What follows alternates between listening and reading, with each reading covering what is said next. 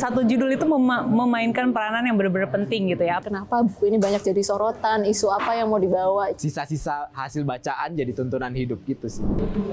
Halo teman-teman penonton YouTube channelnya Harum Media. Perkenalkan, nama aku Kanaya Sofia atau biasa dipanggil Aya. Aku seorang booktuber. Saya Nabila Budayana dan saya seorang yang suka baca buku. Halo teman baca, aku Wahyu Novianto, punya akun Instagram @oywithbooks, seorang pembaca dan suka jalan-jalan dan baca di tempat umum. Kamu bisa panggil aku Wai. Dalam segmen kali ini, Harum Media ingin membagikan bagaimana sudut pandang mereka tentang kecintaannya terhadap membaca melalui pertanyaan-pertanyaan yang telah kami siapkan. Dan inilah kata mereka.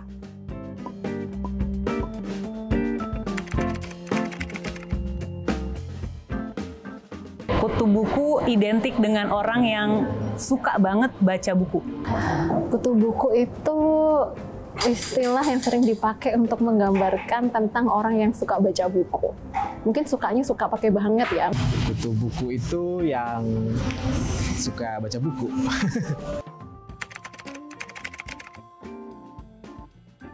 Aku seorang kutu buku dan juga pecinta buku. Bedanya apa? Kalau kutu buku cuma seneng baca buku aja. Kalau pecinta buku, aku menyayangi buku-bukuku. Bisa dibilang ya. Bisa dibilang ya. Aku bangga sih bilang, kalau dibilang ada yang bilang aku kutu buku, aku suka-suka aja.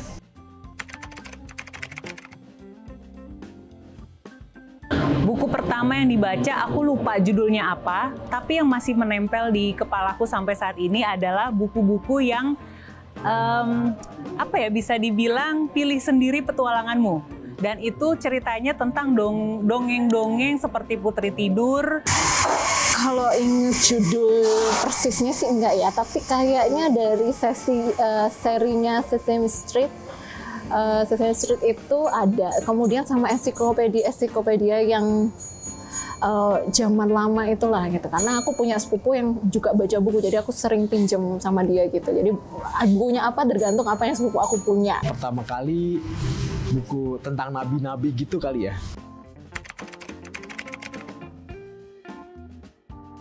Yang pertama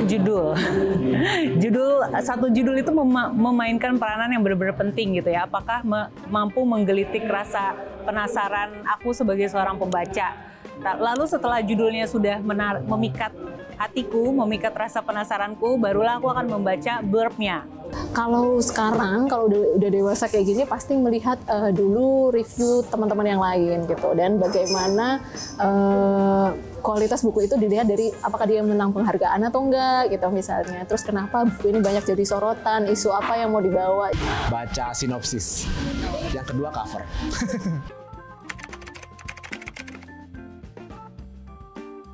Pastinya tuh lupa kapan, tapi memang dari sejak masuk ke dunia buku, terus kemudian dapat rekomendasi yang begitu banyak, dan aku berambisi untuk bisa membaca semua rekomendasi tersebut.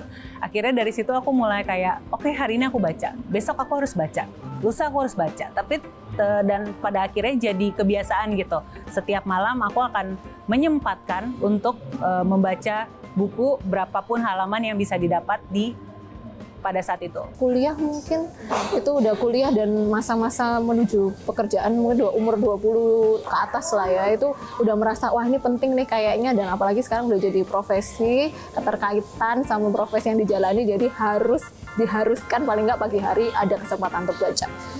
Karena aku tinggal di kampung, jadi itu yang ada itu. Yang paling ngena itu adalah aku bisa mengenal diriku sendiri dari cerita-cerita para tokoh yang aku temukan dalam setiap buku. Dan itu nggak mesti satu buku, oh ini nih tokoh favorit gue, oh ini nih gue banget, nggak. Itu aku nemuinnya sedikit demi sedikit dari setiap cerita yang aku baca dalam setiap buku tersebut. Jadi semakin banyak buku yang aku baca, semakin aku bisa berkaca pada diriku sendiri, semakin aku bisa merefleksikannya ke diri aku sendiri. Itu sih yang paling aku rasakan manfaat dari membaca buku. Oke, kalau untuk aku personal, karena aku dulu sempat struggling untuk bisa bersosialisasi sama orang gitu. Jadi kesulitan untuk menjalin komunikasi, untuk berelasi, itu yang membuat aku nggak punya banyak teman dan kesulitan untuk mengembangkan diri. Nah, ketika SMA karena udah balik baca buku lagi, udah mulai ngelihat banyak jenis karakter dari tokoh-tokoh fiksi, dicerita bagaimana mereka kita bisa hadapi karakter-karakter itu dan mengenal lebih banyak jenis. Jadi udah mulai bisa belajar dari situ. Manfaat membaca,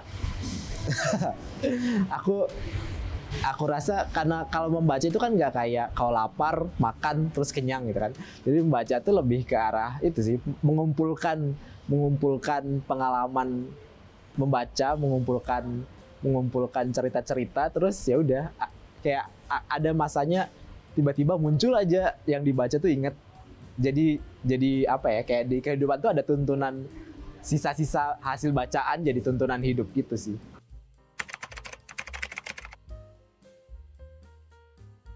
Ini adalah pertanyaan yang sulit ya bagi seorang pecinta buku.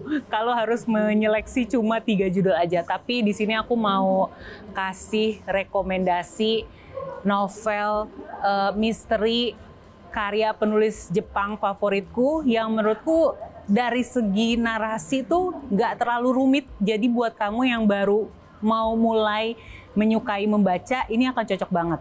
Itu novel-novelnya Akio Shirikako Sensei.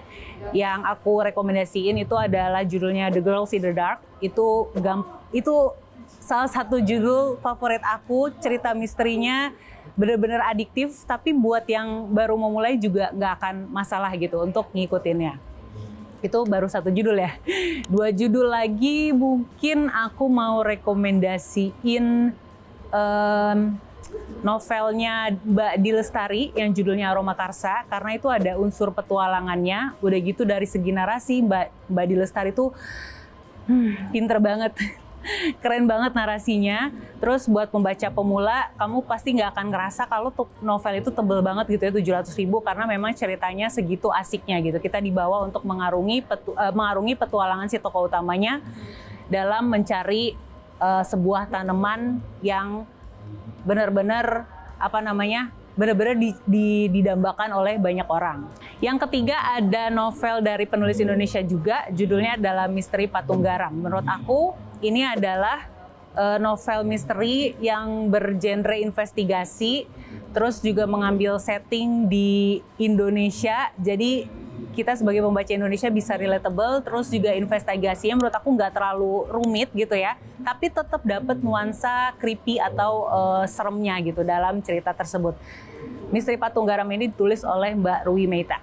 Ini benar-benar tergantung dari kesukaan orang yang ingin baca gitu. Tapi kalau misalnya suka sama isu-isu feminisme, mungkin bisa nyoba bukunya Chimamanda Ngozi Adichie gitu.